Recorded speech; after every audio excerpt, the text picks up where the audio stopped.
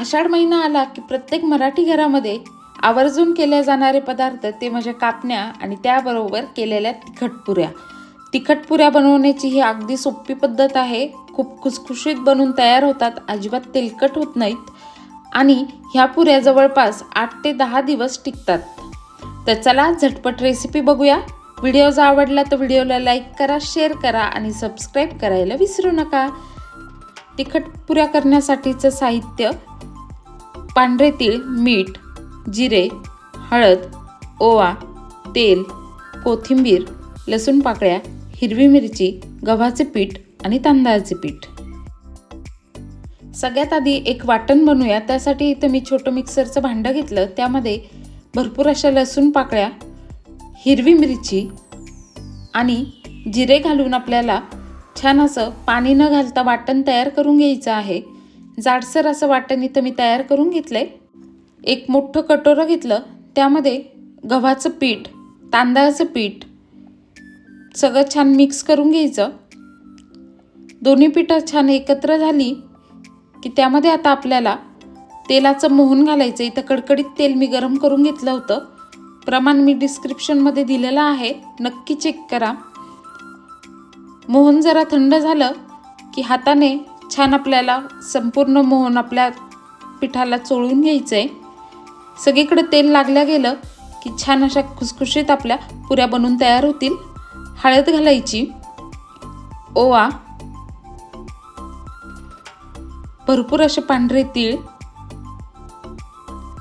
आणि चवीपुरतं मीठ घालून घेतलं. तयार केलेलं वाटण घालून घ्यायचं. भरपूर अशी बारीक चिरलेली कोथिंबीर घालून घेतली आणि सगळं आपल्याला हाताने मस्त एकजीव करून घ्यायचंय, मिक्स करून घ्यायचंय. आता तयार पिठांमध्ये आपल्याला पाणी घालून त्याचा छान असा घट्टसर गोळा तयार करून घ्यायचा आहे. पीठ मळून घ्यायचंय. खूप सैल मळायचं नाही किंवा खूप घट्टही मळायचं नाही. आपण ज्या पद्धतीने पुऱ्या लाटण्यासाठी घट्टसर पीठ मळतो, खूप सैलही नसतं आणि खूप घट्टही नसतं, त्याच पद्धतीचं आपल्याला पीठ इथं मळून तयार करायचंय. थोडं थोडं अंदाज घेत पाणी घालायचं. खूप जर सैल झालं तर पुऱ्या तेलकट होतील. 5 ते 10 मिनिटांसाठी पीठ बाजूला ठेवलं. लगेच पोळपट लाटण्याला तेल लावून घ्यायचं आणि तयार पिठाचा मस्त असा एक मोठा गोळा घ्यायचा. चपातीसाठी घेतो त्यापेक्षा मोठा गोळा इथं मी घेतलेला आहे. व्यवस्थित त्याला गोलाकार देऊन घ्यायचा. आता तयार पिठाची पातळ अशी आपल्याला चपाती लाटून घ्यायची आहे. सगळीकडनं एकसारखी अशी चपाती लाटून घ्यायची आहे. आज मी खुसखुशीत आणि अशा कुडकुडीत पुऱ्या बनवतीये, त्यामुळं मी ते पातळ लाटून घेणार आहे. तुम्हाला जर गुबगुबीत हव्या असतील तर सरळ एक एक छोटा गोळा करायचा पिठाचा आणि त्याची पुरी लाटा. त्याही अगदी मस्त टम्म फुगतात. किंवा ह्या पद्धतीने थोडंसं जाडसर लाटा, म्हणजे छान पुऱ्या टम्म फुगतील. साधारण पातळ अशी पारी मी इथं लाटून तयार केलेली आहे. तुम्ही बघू शकता अगदीच पातळ लाटलेला आहे. तर पुऱ्या कट करण्यासाठी इथं मी काठाची वाटी घेतली आणि त्यांनी आता गोल असं कट करून घेणार आहे. पुरीचा आकार देऊन घेणार आहे. तुमच्याकडे जर पेला असेल तर पेल्याने, काठाचं काहीही असेल ते वापरलं तरीही चालेल. या पद्धतीने सगळ्या एकसारख्या पुऱ्या आपल्या बनवून तयार होतील आणि खूप झटपट बनवून तयार होतील. आता एक्स्ट्राचं पीठ काढून घ्यायचं आणि मस्त अशा गोल गोल आकाराच्या पुऱ्या आपल्याला बाजूला सेपरेट करून घ्यायच्या आहेत. लगेचच पुऱ्या तळायला घेऊ. इथे मी गॅसवरती कढईमध्ये तेल तापत ठेवलं होतं. पिठाची छोटी गोळी टाकून पाहिली तर ती अगदी सहजपणे वरती तरंगलेली आहे. गॅसची फ्लेम मीडियम ठेवायची. एक एक करत साधारण एका वेळेला मी 4 पुऱ्या तळून घेणार आहे. अगदी व्यवस्थित आपल्याला कमी गॅसवर मस्त कुडकुडीत अशा पुऱ्या तळून घ्यायच्या आहे. सोनेरी रंग येऊ द्यायचा आहे. खूप जास्त हाय फ्लेमवर तळायच्या नाही.